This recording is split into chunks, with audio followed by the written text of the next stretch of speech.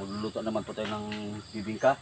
Mga suki po namin sa mga taga Plaridel at sa masugid naming mga suki na araw-araw po tumatangkilik at bumili ng aming mga bibingka. Magandang umaga sa inyo lahat. Ngayon po ay magluluto naman po tayo. So araw-araw po tayo may luto, except po sa Sunday kasi may simba po.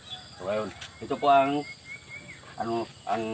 bali bigas na giniling. Ilalagay po natin yan siya dito sa sa may purma na may dahon ng saging.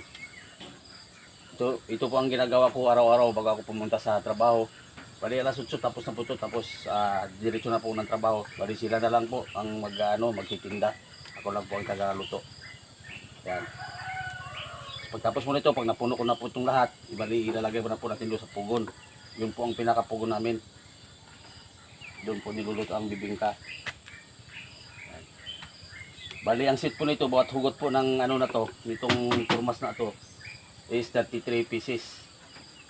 So, ang isang salop namin ay dalawang salangan. Yan.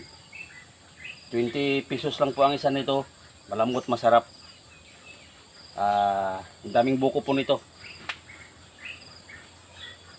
Yan po, maraming salamat po.